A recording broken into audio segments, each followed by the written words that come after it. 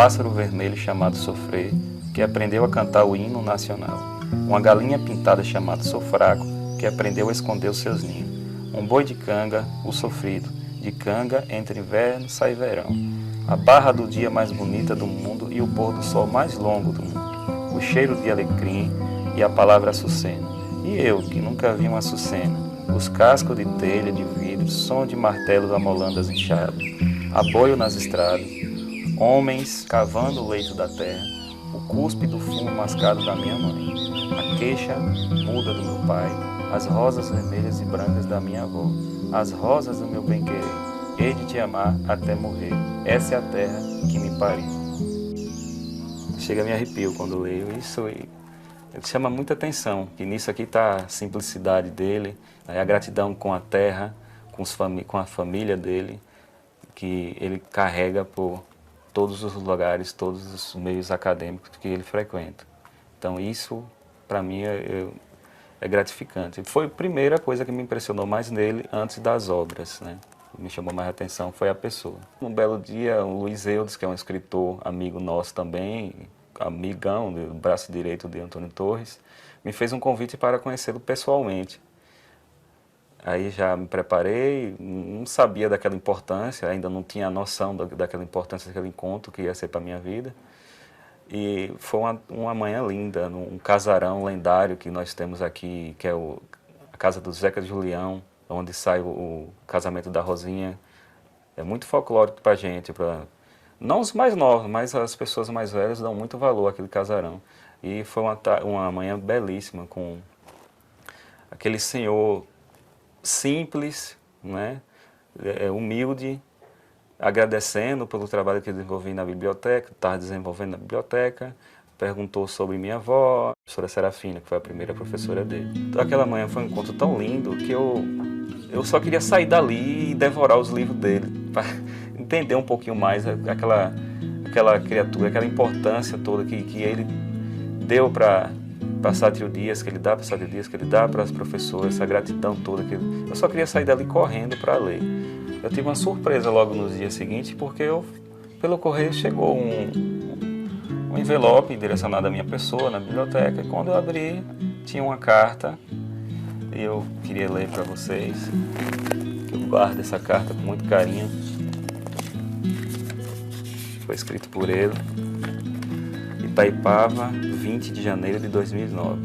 Meu caro Marcos Antônio, antes de mais nada, foi um prazer conhecer você, tanto quanto fiquei muito feliz com o seu entusiasmo pela biblioteca, que está muito bem cuidado, para o bem da comunidade satirodiense, e outras coisas que eles citam em homenagem à minha avó.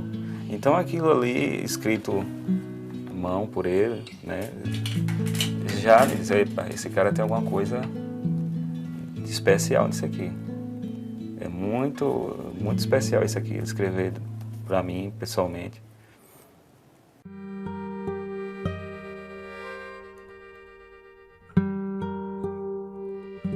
Petrópolis é mesmo uma cidade inspiradora, que aparece em tudo que é lugar, desde o tempo de Dom Pedro e até em poesia Janacei da americana Elizabeth Bishop.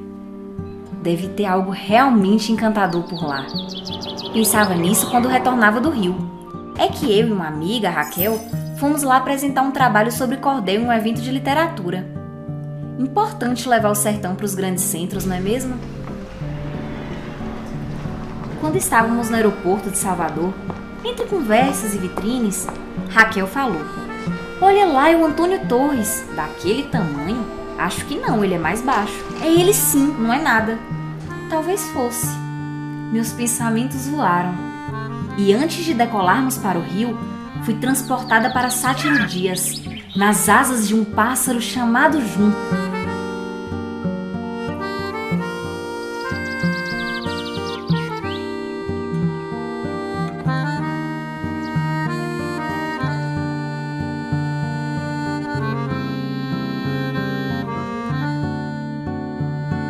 Primeiro eu vou contar a história que eu me casei. Passei mais de um ano sem engravidar.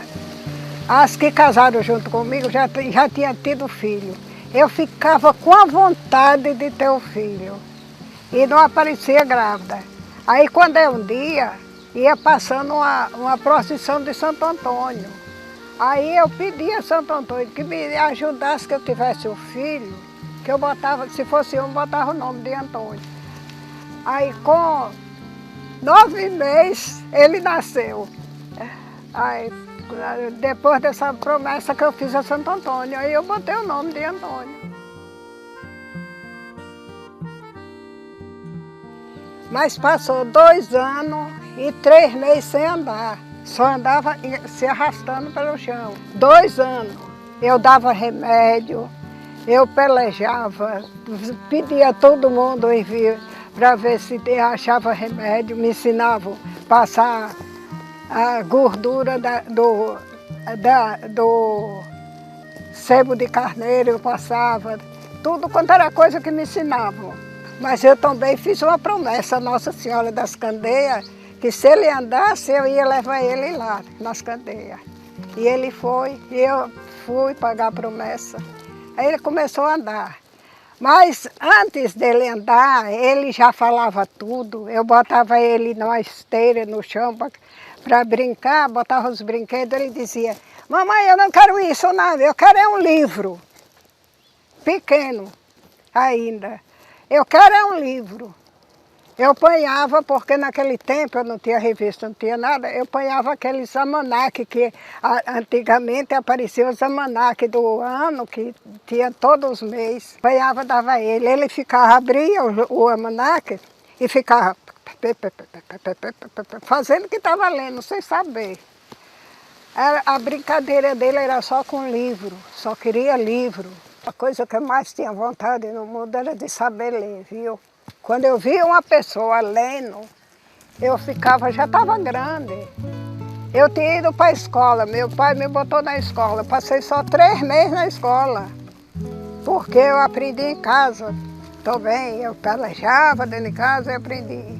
Então, esse professor, que era dos homens, plantou uma malhada de fumo na porta de meu pai, lá na casa. Aí, quando é um dia de tarde, ele ia toda tarde cuidar da plantação do fumo. Eu disse, ô seu Lau, ele chamava Laudelino, ô seu Lau, eu quero que o senhor me ensine a ler, que a minha vontade é de ler. Desta que eu lhe ajudo na malhada. Foi que me ensinou, eu aprendi com ele o que eu sei hoje. Hoje eu leio qualquer coisa. Minu acaba de descobrir o sentido da palavra saudade. De tanto conviver com as pessoas, já entendia alguns de seus sentimentos. E a saudade é um sentimento bem humano, pois é a lembrança de alguém muito querido que está ausente, ou de bons momentos que a gente viveu. Na verdade, era ele sim. Eu sabia, igualzinho ao que eu via nas fotos. Um senhor discreto, bem vestido, caminhava segurando uma mala. Tinha um semblante sereno. Será que também estava com os pensamentos lá no junco? Minha terra tem palmeiras. Onde quando sabia a fábrica que eu não gozei como lá. Geralmente vem muitos alunos, ex-alunos dela aqui que moram em São Paulo, em outros lugares, e vem e aí recita com ela. A senhora lembra que eu recitei uma poesia, a senhora lembra? Aí começa a falar e ela continua, e aí ficam lembrando do tempo, entendeu? Ela lembra muita coisa, assim. Lia para eles compreender mais. O jeito de falar, os gestos. É isso mesmo, o tempo passa. Então, Antônio Torres, né, a cidade, nós fizemos uma homenagem a Antônio Torres aqui. E ela foi, levou uma plaquinha, parabenizando Antônio Torres e agradecendo a Deus por estar viva e lúcida para comemorar com ele, né, esse grande acontecimento, a chegada dele à Academia Brasileira de Letras, que era um orgulho muito grande. E, no fim, se inverteu. Ele homenageou ela com flores também lá. Foi muito bonito e muito emocionante também e gratificante. Quem já viu uma jornalista tímida? Me faltou coragem. Acho um tanto inconveniente abordar seja lá quem for em pleno aeroporto e depois ficar meio sem graça, desconcertado, tentando iniciar uma conversa com falsa intimidade. Tudo tem sua hora, seu lugar. Afinal, o que pensariam de um pesquisador paparazzi? Melhor voltar para os meus pensamentos. Antônio Torres pode estar nos detalhes.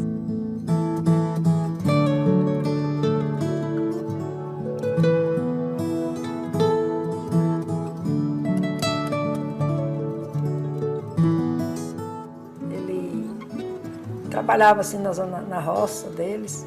Quando chegava em casa, tomava seu banho e ia para a beira da parede. Por causa da lua, nessas épocas não tinha luz. Era candeeiro. Então ficava meio escuro. Ele ia para. A casa sempre estava, o pessoal todo dentro de casa fazia zoada.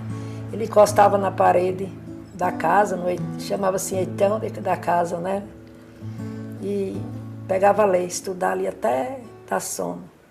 Quando dava sono, ele vinha, dormia, para no outro dia levantar cedo, para vir para a aula, de tarde, cuidar nas atividades, quer dizer, no trabalho assim, rural. Ele estudou aí, e a professora botava eles para recitar aquelas poesias, e ele gostava. Foi a maior alegria que ele teve, foi o sonho da vida dele, foi recitar essa poesia. Também não errou nada. Assim, aquele menino recitou uma poesia lindo, porque o pessoal somava quem errava alguma coisa. Às vezes os meninos não tinham aqueles meninos mais velhos, aqueles tempos, não era? Não queria recitar uma poesia porque olhava para o pessoal, estava todo mundo olhando para eles e tinha vergonha. E ele não teve vergonha de ninguém. Ele pegou e leu até o fim. Recitou. Depois ficou na felicidade, contando, que achou lindo. O cara sai do Junco. O que é o Junco? Né? O Junco, uma cidadezinha que até pouco tempo nem não existia nem no mapa, não tinha nada no mapa. E aí, de repente, esse cara sai, sobe uma ladeira, vence, pouco estudo, porque não teve faculdade, não teve nada disso, sabe? E aí conseguiu vencer por ele mesmo. Venceu por ele mesmo. Aí, de repente, chega ao topo que todo escritor quer chegar, uma academia, né? Uma academia. Então ele está lá. Veja bem, na Bahia, por exemplo, agora em maio, ele está vindo aqui para tomar posse na Academia de Letras da Bahia, né? Agora. Então, assim, o mundo abrindo as portas para um cidadão que venceu, né? Para mim, ele é um vencedor. Sabe? É um vencedor em todos os sentidos. E ele, para a família, ele não ensinou a ninguém aqui, né? Ele deu o caminho, ensinou o caminho, né? Está aqui os livros, é isso, é aquilo outro, mas não chegar assim e dizer vai estudar, vai fazer isso, não. Ele não obrigou aqui ninguém a estudar, mas ele tornava possível o estudo da gente. Tanto é que a gente, quando era pequena, a gente foi para Lagoinhas, praticamente foi ele que bancou o nosso estudo lá em Lagoinhas. Ele que bancou a gente lá, que minha mãe peitou meu pai, porque era aquele negócio de dizer que educação não enchia a barriga de ninguém, estudo não enchia a barriga de ninguém, era o pensamento arcaico da época, e os filhos de roceiro tem que ser roceiro, tem que morrer roceiro, e a minha mãe já tinha outra ideia sobre isso, aí vivia em constante conflito com meu pai, e aí foi quando culminou com a nossa ida para Lagoinhas com o total apoio dele, porque se não fosse ele, a gente tinha retornado, porque o meu pai mesmo, apesar de ser uma pessoa boa, simplesmente não quis nem saber que a gente estava em Lagoinhas. Mas ele dizia, lá tem tudo, mas aqui para vocês não tem nada, e não dava nada. Entendeu? Então foi uma situação dessa assim que a gente agradece a ele. Eu, Décio e Nê, o menor, o caçula, os três que foram para Lagoinhas, aí a gente agradece a ele por isso, porque sem ele a gente não teria ele, mas outros irmãos também mais velhos também que ajudaram a gente. Aí a gente tinha passado necessidade mesmo, sabe?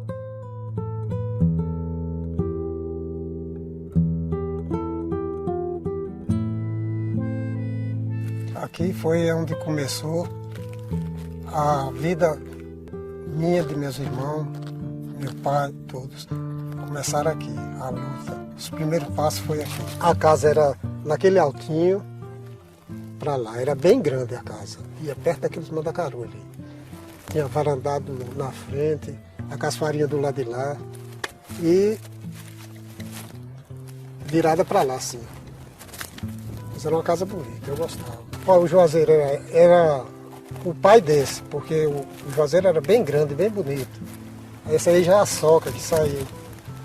E do lado de lá fazia sombra, a gente trabalhava do lado de lá. E daquele lado ali tinha uma janela da cozinha, que as meninas chegavam essa hora, pai, olha o café. Aí torrava pipoca, trazia aquelas bandejas de pipoca, o café. Aí eu ia pegar lá e trazia para ele, para mim também. Comia ali e tal, bebia o café. E aí ia trabalhar, continuava o trabalho. Fazendo na luz. E de todo jeito a gente se virava, trabalhava de madrugada até de noite. Só descansava o domingo e de noite. A vida foi sofrida, mas foi boa. Porque naquele tempo a gente não conhecia outro lugar, era aqui mesmo. Aí tudo ficava bom, porque não tinha outro jeito.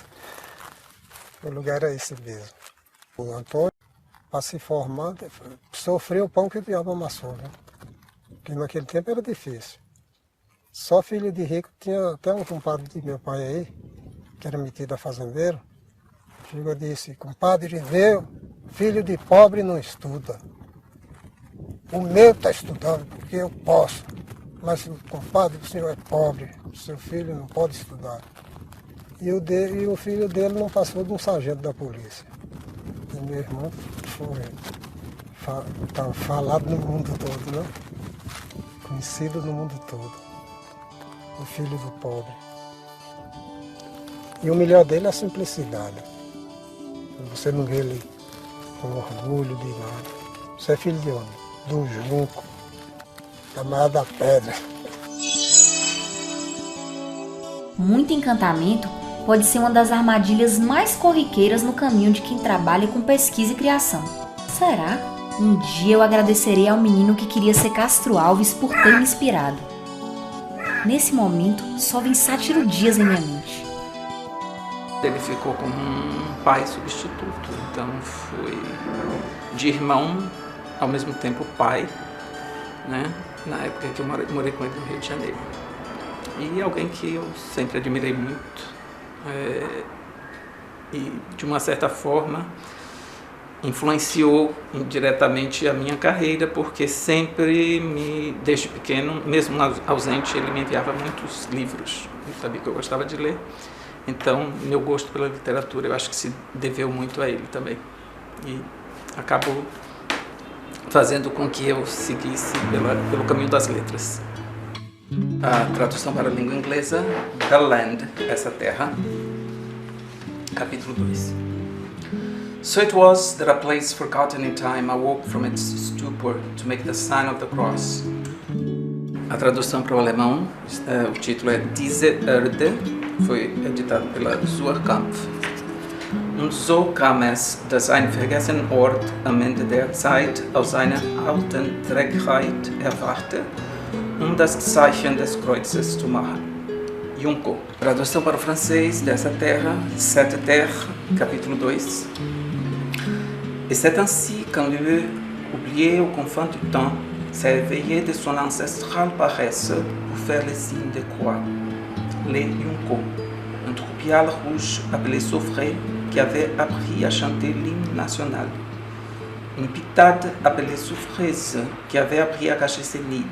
Les tessons, des tuiles, de verre, bruit de marteaux qui façonnaient les roues, mélopée des bouvières sur les routes, homme qui arrache à la terre son lait. Ma mère qui crache sa chique, les griffes muets de mon père, les roses rouges et blanches de ma grand-mère, les roses du tendre amour. Je t'aimerai jusqu'à ma mort. C'est cette terre que m'a mis au mundo. No mundo de hoje, a amizade é cada vez mais coisa rara, difícil e frágil. Porém, o mundo nos oferece ainda pessoas, homens, mulheres, capazes de ter na amizade um valor para a vida. Antônio Torres é meu amigo, é amigo de vários escritores, amigo de várias pessoas, porque é um homem assim, é um homem talhado para a amizade, para a solidariedade, para compartilhar momentos, compartilhar sua obra e compartilhar a obra dos outros. A obra ficcional de Antônio Torres tem várias nuances. Eu costumo dizer que há 3 linhas de forças fundamentais na narrativa de Antônio Torres. Uma é a representação da vida cotidiana, urbana, sobretudo nos livros que retratam o Rio de Janeiro, São Paulo.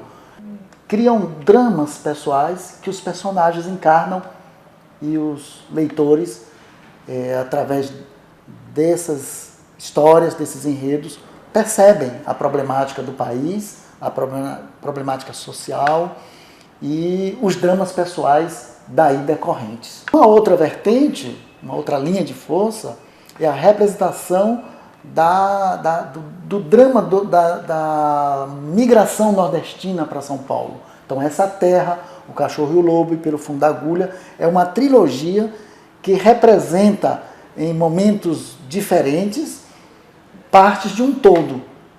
E uma terceira é exatamente o romance de reinterpretação, ressignificação da história. Aí entram 2 romances fundamentais. Meu Querido Canibal, que trata do índio brasileiro, e O Nobre Sequestrador, que recupera um episódio da história, que foi a invasão do Rio de Janeiro pelo almirante corsário francês de Guetrouin, e é uma narrativa saborosa e, ao mesmo tempo, um recontar da história, de uma faceta da história do Brasil. E sobre as asas do junco, observamos terras fluminenses, com tradições, vida real, como nos livros de Antônio Torres.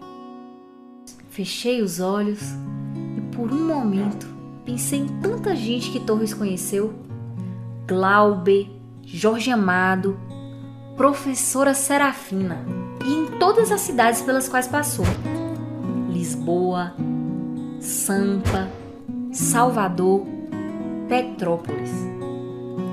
Eu não sei bem o que torna uma cidade incrível, mas o que torna uma pessoa é a simplicidade.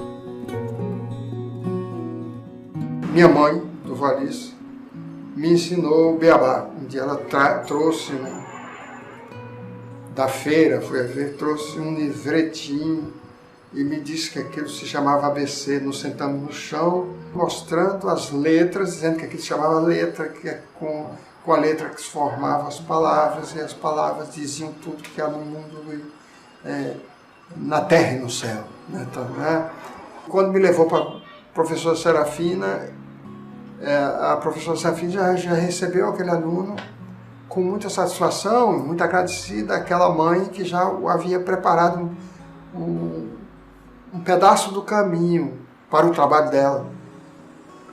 E aí era a escola que tinha leitura todo dia, tinha, como eu disse inicialmente, ela adorava a declamação de poemas, e isso me encantou, o som das palavras faladas, declamadas, né?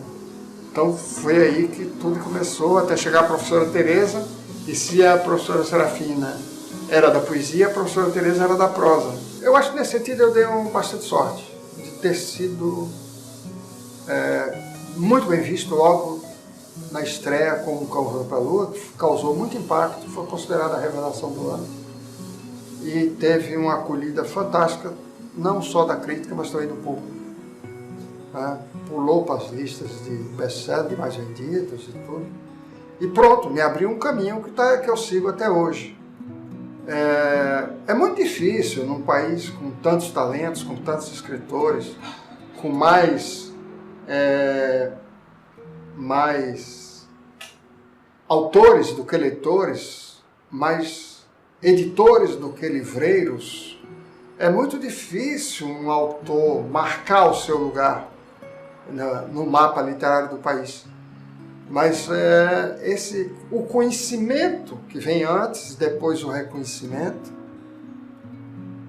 são uma bênção para quem escreve. E nesse sentido, eu não tenho do que me queixar. Ainda hoje me emociona muito quando eu leio Castro Alves. Eu tenho as obras completas dele, publicado pela Aguilar, e de vez em quando eu recorro a ele. Dá muita emoção ler o Castro Alves, porque eu me lembro daquela cena, foi a professora Serafina que ela chegou lá 4 dias para abrir uma escola, e essa escola era risonha e franca, com cantação de hinos e recitação de poemas patrióticos quase todo dia. E no primeiro 7 de setembro ela me pôs em cima de um palanque para recitar o Aure Verde Pendão da Minha Terra, e eu tremendo ali, achava que ia desmaiar, mas quando eu olhei para aquele polvaréu todo, estava todo mundo com lágrimas nos olhos. Aquele polvaréu que não sabia o que era Aure Verde, o pendão, a pendão era de milho, né? Estandarte, que a luz do sol encerra, sabia o que é sol, sabia, mas aquele povo estava muito emocionado ao ver uma criança ser capaz de decorar no dizer dele, o povo, aquelas palavras tão bonitas. Então isso me marcou muito pela vida fora. Quer dizer, quando eu desci daquele palanque ali, se você me perguntasse o que é que você vai querer ser quando crescer, a resposta não era outra: Castro Alves.